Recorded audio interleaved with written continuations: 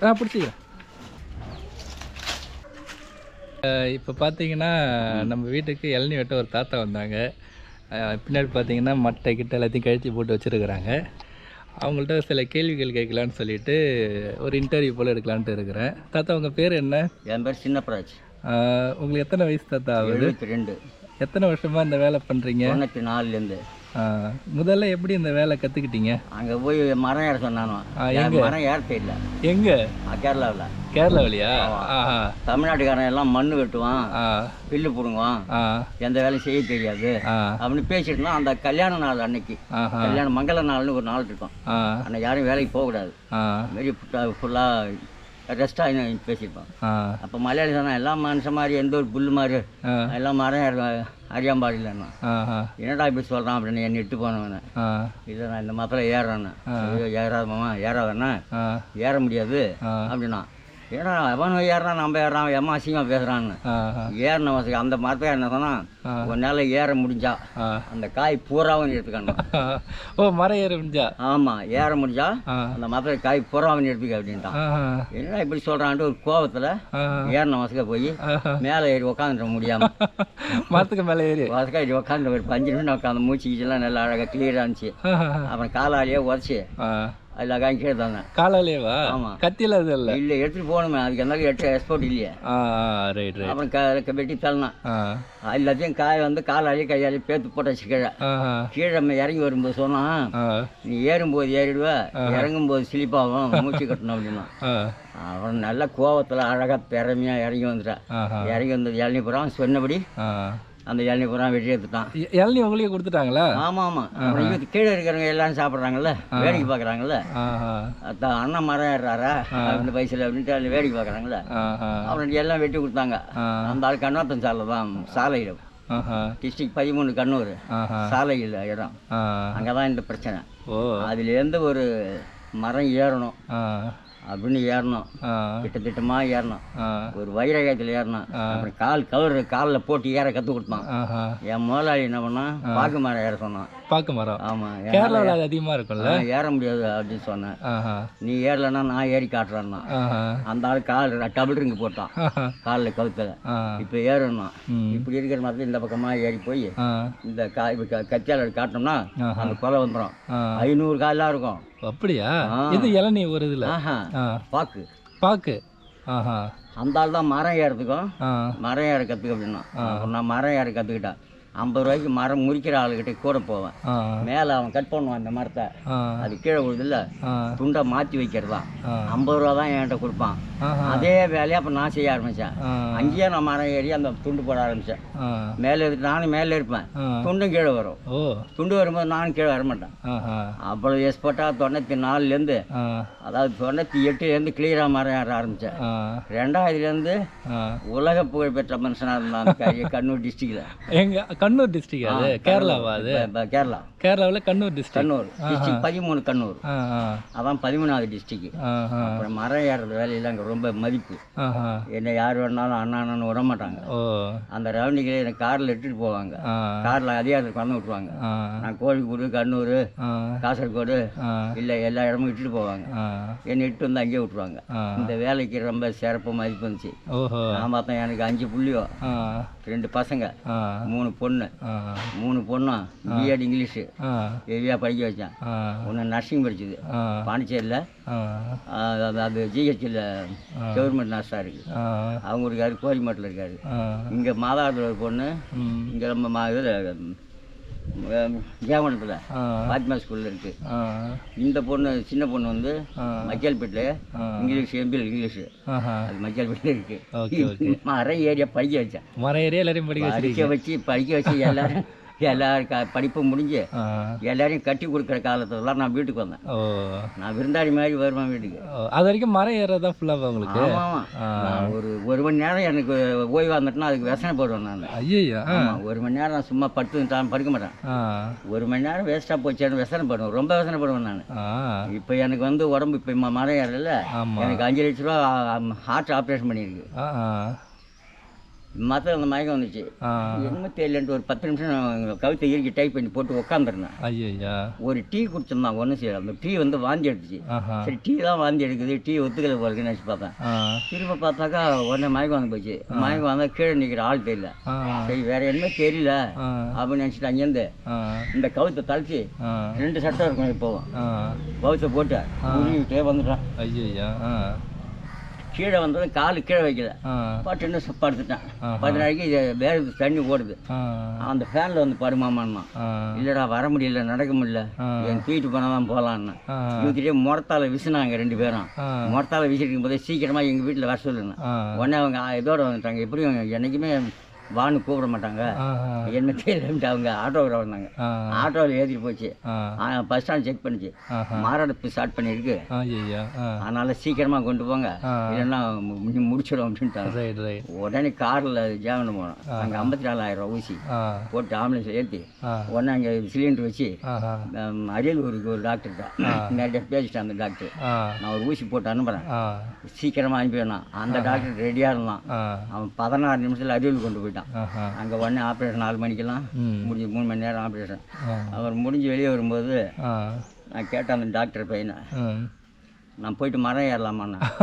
அவன் அப்படியே என்னை கட்டி பிடிச்சி, எந்த வயசுல நீங்கள் என்ன கேள்வி கேட்குறீங்க, நாங்கள் என்ன செஞ்சுருக்கிறோம், ஒரு வால் வெடிச்சு போச்சு, 3 இதயத்தில் 3 ரத்த ஓட்ட குழாய் இருக்கும், அதில் 1 வெடிச்சு போச்சு, அதனால தான் இங்கே தீ மாதிரி பற்றி எரிஞ்சது, நீங்கள் தப்பிச்சதே மறுபிறப்பு, உங்களை கடவுள் வந்து எப்படியோ மன்னிச்சுட்டான் அப்படின்னு சமாதானம். அதனாலே என்னை கட்டி பிடிச்சி போன உடனே கையை பிடிச்சி குளிக்க கட்டி பிடிச்சி அந்த ரிலேஷன் டாக்டர் தான் சொல்லுவாங்க, வயசு 72 ஆகுது, மரம் ஏறணுமான்னு கேட்குறாரு, இன்னும் மரம் ஏறி இருந்தார் அப்படி பேசியிருந்தா. அப்புறம் 7 நாள் வச்சுருந்தாங்க. 7 நாள் அனுப்பிட்டாங்க. 3 மாதம் வரலையும்பா, நீங்கள் 2 கிலோ 1 கிலோ வெயிட் தூக்கக்கூடாது, மூச்சு வாங்கி பேசக்கூடாது, எல்லா ரூல்ஸும் கொடுத்துருந்தான். நான் அதை படி 3 மாதம் இருந்தேன். அப்புறம் அங்கே தான் போய் மாத்திரை வாங்கிட்டு வருவேன். அப்புறம் எல்லாமே அப்படி ஏற கற்றுக்கிட்டேன். எனக்கு அது பிடிப்பாத என்னை விட்டு விடல. அந்த ஏறின அந்த ஆர்வமாக அப்படியே உள்ள எவ்வளவு மூச்சு கட்டணும். 68 கிலோ வெயிட் தூக்கி மேலே போகணும்ல, எப்படிப்பா இப்படி நீங்கள் பேசுகிறீங்க, இம்மா பிள்ளைகள் படிச்சிருக்காங்க, இவ்வளோ சம்பாதிக்கிறாங்க, இன்னும் மரம் ஏறணுங்கிறீங்க. அதில் தான் நமக்கு இன்ட்ரெஸ்ட் உங்களுக்கு. இந்த மரம் ஏறணும், இந்த மரத்தை மேலேருந்து கட் பண்ணணும். நான் சென்னை, பாண்டிச்சேரி, அரியலூர், திட்டக்குடி 5 மாநிலம் மரம் ஏறி இருக்கேன். அப்படியா? தமிழ்நாடு, ஆந்திரா, கர்நாடகா, கேரளா, பாண்டிச்சேரி 5 மாநிலத்தில் போய் மரம் ஏறி இருக்கேன், மரம் கட் பண்ணியிருக்கிறேன். ஆனால் இதுவரையிலையும் ஒரு அடித்து தேய்ச்சி இந்த கண்ணாடி உடஞ்சிது கேரளாவில், நெருக்கடியில் இருக்கும் மரம், இதில் இருக்கும் கேரளாவில், நெரிச்சலில் ரொம்ப நெருக்கமாக இருக்கும். இது வரையும் ஒரு தேங்காய் அடிச்சது, அந்த கண்ணாடி போச்சு, இந்த வீடு போச்சு, அந்த சீட்டு ஒரு போச்சுன்னு இல்லை.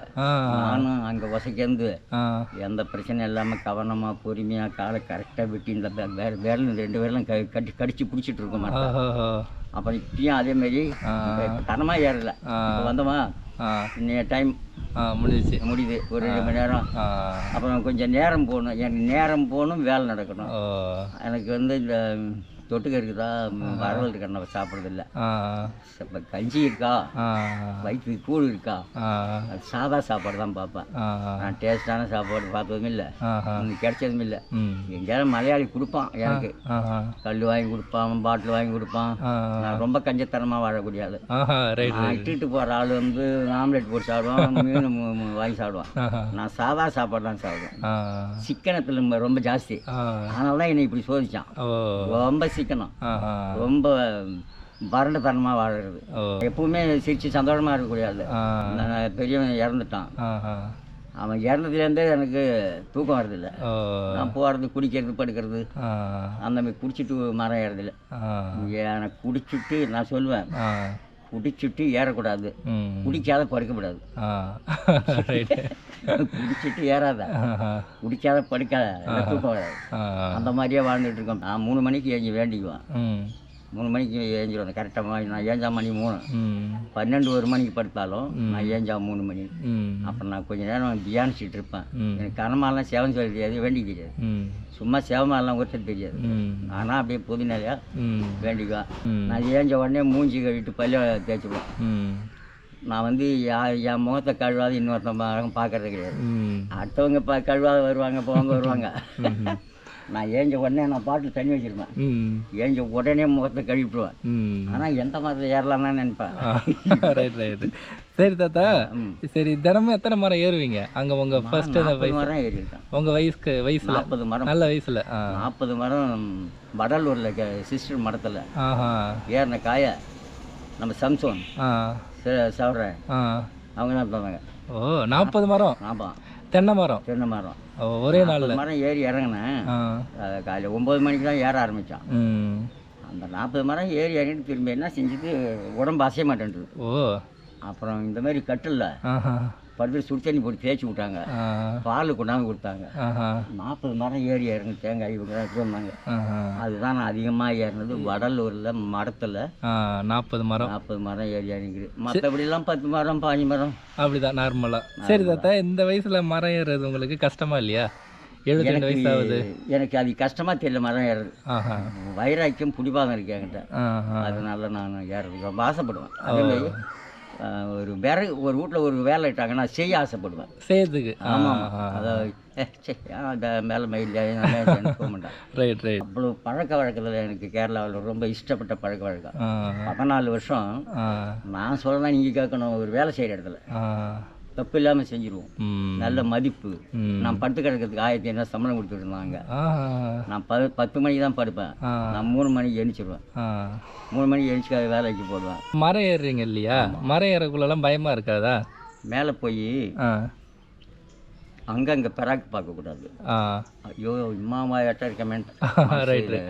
ஹைட்டில் போயிட்டு அங்கங்கே பெராக்கு பார்க்கக்கூடாது. இங்கே செய்கிற வேலையை மட்டும்தான் பார்க்கணும்.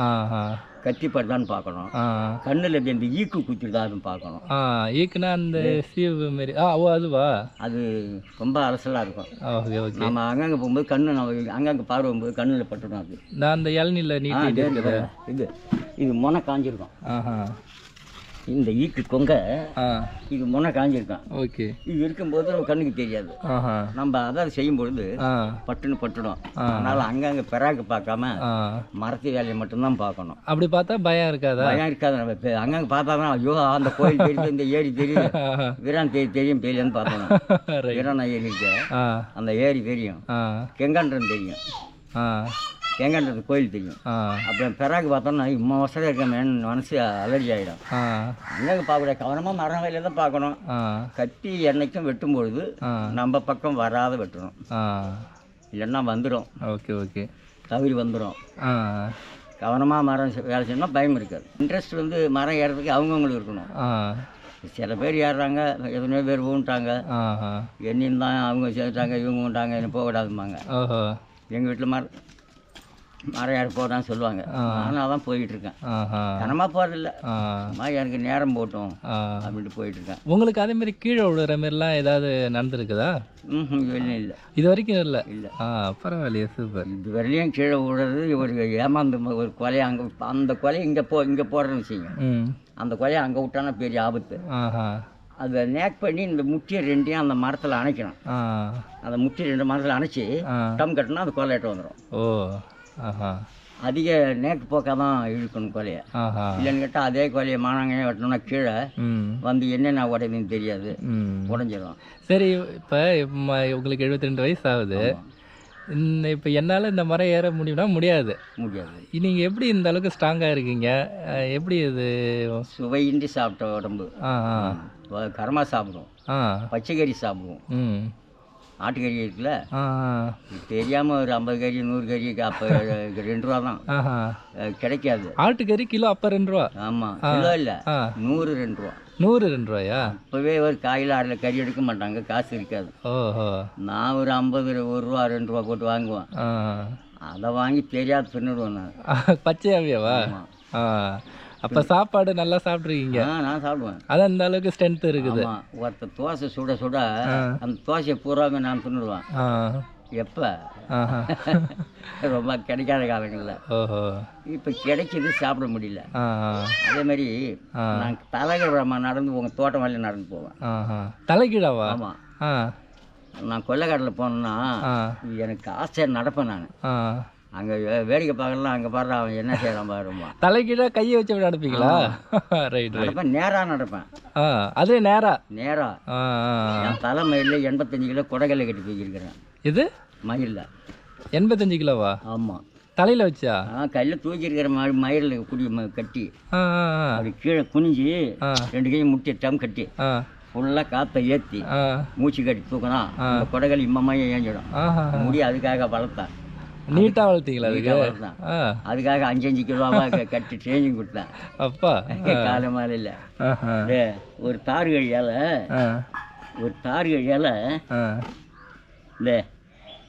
இந்த குச்சி ஒரு தார் கழி இறங்கியிருக்கேன் பாரு. மாடு வண்டி ஓட்டிகிட்டு போகும்போது கொல்லிக்கு வண்டி கொண்டு கொடுத்தவங்கள அந்த தாரை இப்படி அரைக்க அந்த தார் பூரா அது உள்ள விட்டுது. இந்த மாதிரி நிறைய வேலை செஞ்சேன். இந்த செடல் பார்க்க போனல, செடல் போடுவாங்கள்ல. செடல்னா இந்த கை காலெல்லாம் குச்சிட்டு ஊசி போடுவாங்களே. ஆமாம், நான் இதை 2 குச்சி ஊசி போட்டு விட்டேன். காசு சம்பாதிக்கலாம் அப்படிங்கிறதுக்காகவா? அப்புறம் பயமுறுத்திட்டாங்க. விளையாட்டு காற்று போய் உடம்பு மிஸ்டாக் ஆகிடும், பயமுறுத்தி விட்டாங்க. அப்புறம் துண்டு போச்சு. நான் அப்புறம் சைக்கிள் ரேஸ் விளையாடுவேன். 20 விளையாட்டு செய்வேன். சைக்கிளில் விட்டுருவேன், போய் பிடிச்சிடுவேன். சைக்கிளை தூக்கிடுவேன். ஒரே கையில் சைக்கிள் வசதி நிற்கும். சைக்கிள் தூக்கி வசதி ஒரே கையில் நிற்கும். ஆங்கிள் கையில் இருக்கும், வண்டி மேலே நிற்கும். 10 கிலோமீட்டர் நடந்து போகும். ஆனால் வண்டி கீழே ஒரு ஆளை வயிற்றுல பிடிச்சி கீழே அடிக்கிறோம். சீட்டு வரும்போது வகுத்தில் டம் கட்டி பிடிச்சி கீழே இருக்கிறேன்.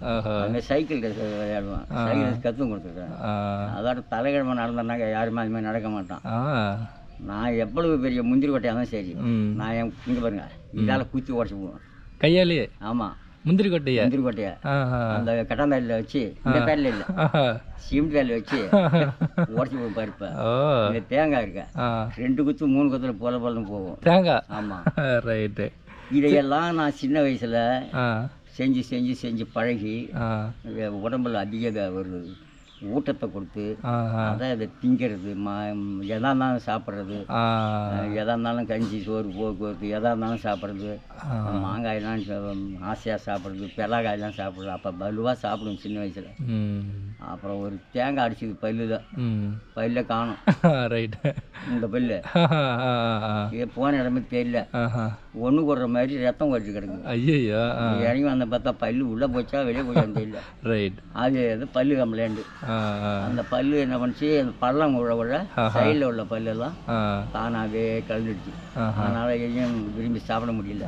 ஆனால் வேலையை மட்டும் நிப்பாட்ட முடியல. ஆனால் சரியான முறையில் சாப்பிடாத காரணத்தினால பலவீனங்கள் குறையுது. ஓ ரைட்டு தாத்தா. இப்போ உங்கள் வாழ்க்கையில் இப்போ 72 வயசு ஆகுது. இப்போ அப்படியே கண்ணை மூடி நீங்கள் நினச்சி பார்த்தீங்கன்னா மறக்க முடியாத ஒரு அனுபவம்னு இருக்கும்ல. மறக்க முடியாத அனுபவம் நிறையா இருக்கும். அதில் ஏதாவது ஒன்று சொல்லுங்கள். பாண்டிச்சேரியிலேருந்து சைக்கிளில் வண்டியில் வந்துக்கிட்டு இருக்கேன். மரம் முடிச்சுட்டு கண்ணு மூடிடுச்சு, தூக்கம் வருது. ஐயோ, இதுலேருந்து கல் மல்லியும் கண்ணு மூடிட்டு வண்டி ஓடிடுச்சு. அப்புறம் சுதாரிச்சு வண்டியை நிப்பாட்டிவிட்டு அதுக்கு நிப்பாட்டி அப்புறம் சுதாரிச்சு மூஞ்சி முகத்தை கழுவிட்டு அப்படி வந்தேன். பாண்டிச்சேரி இது கடலூர்லேருந்து ஒரு தடவை நடந்தே வீட்டுக்கு வந்துட்டேன். ஓ, மயிலாடுதுறையிலேருந்து ஒரு தடவை ஸ்ட்ரைக் நடந்தே வீட்டுக்கு வந்துட்டேன். நடந்து? ஆமாம். அதேமாரி ரொம்ப தான் மனசு வந்து சந்தோஷமாக இருக்க நேரத்துக்குள்ள வீட்டிலேருந்து பல பிரச்சனைகள் பல கஷ்டங்கள்லாம் மனசில் ஓடும். அப்போ தூக்கமே வராது. அது தூக்கம் வராத நேரமெல்லாம் படம் வர்ற மாதிரியே ஓடிட்டு இருக்கோம். இதே இதில் நீ நான் பேசக்கூடாது, நீங்கள் வாங்க போங்க அப்படின்னு, நீ நான் ஆட்டுடி மாட அப்படின்னு சொல்லி யார் பேசினாலும் நான் இப்படி தான் சொல்லுவாங்க. நீங்கள் வாங்க போங்கன்னு பேசுங்க. நீ நான் பேசுறது அது பிடிக்காத வார்த்தை. ரைட்டு. நீங்கள் நாங்கள் வாங்க போங்கன்னு சொன்னால் அது 1 கோடி ரூபா மதிப்பு மாதிரி. நீ நான் போயேன் வாயேன் அப்படிங்கிற வார்த்தை வந்து மிகவும் கேவலத்துக்குரிய மக்கள் பேசக்கூடிய வார்த்தை. மதிப்பு மரியாதை தெரியாத பேசக்கூடிய மக்கள் அப்படி பேசக்கூடாது. வாங்க போங்கன்னு பேசுங்க. 2வது, நான் என்னுடைய அனுபவத்தில் உங்களை விட்டுட்டு நீங்கள் பார்த்துருக்க சாப்பிட்டு பழக்கம் இல்லை. எங்கேயா இருந்தாலும் சரி, ம் நான் எவ்வளோ பசியாக இருந்தாலும் ம் ஒரு மனுஷால் இருக்கும்பொழுது ம் அவங்களுக்கு கொடுத்துட்டு சாப்பிட்றது பழக்கம். ம் அப்படி இல்லைன்னு சொன்னால் ம் அவங்க இருக்கும் பொழுது ம் நான் மட்டும் சாப்பிட்றது பழக்கம் இல்லை. ஓ அடுத்தபடி ம் எங்கள் வீட்டில் சொல்லி வச்சிருக்கிறேன், ம் நம்ம வசதியாக வரணும், ம் நம்ம வாழணுங்கிறதுக்காக வேண்டி ம் அடுத்தவங்கள்ட்ட வந்து காசு கண்ணி அது இப்படி அப்படின்னு வஞ்சகமாக ம் வாங்கக்கூடாது, கொள்ளக்கூடாது. ம் ரெண்டாவது.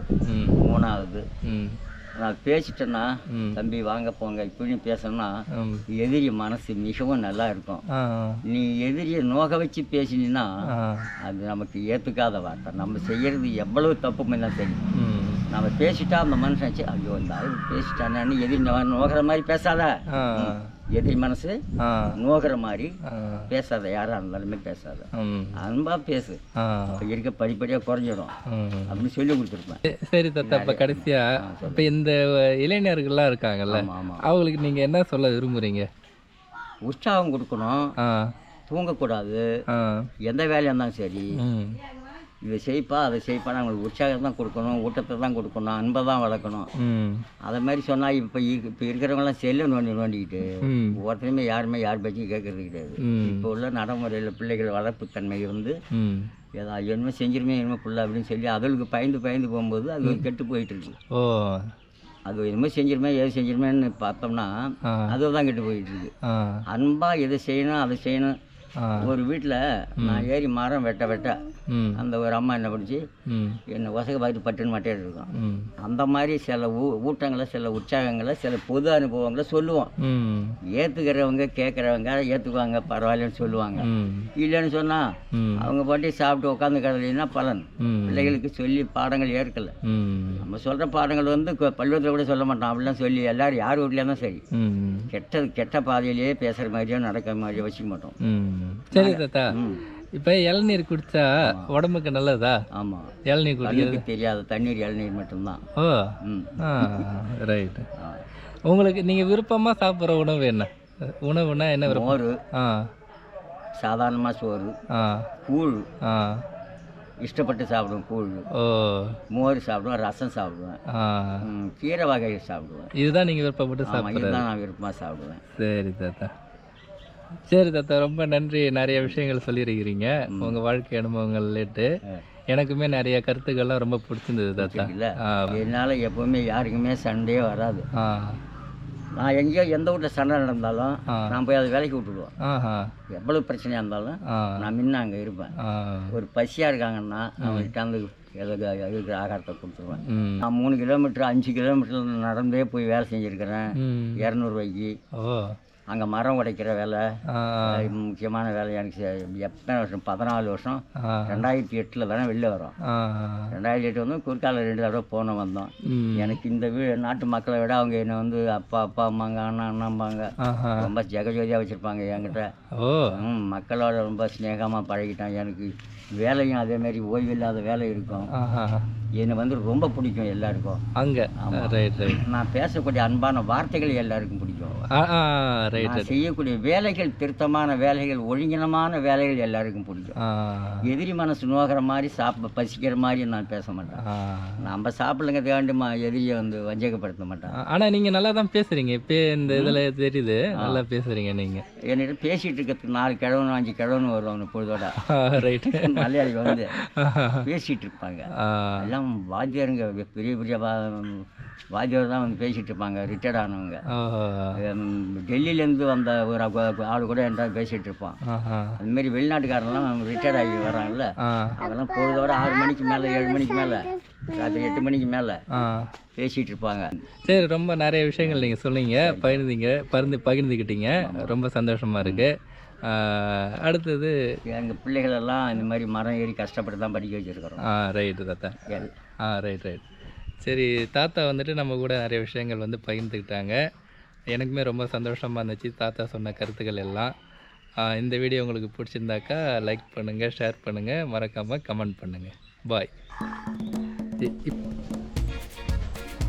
இளநீ வந்து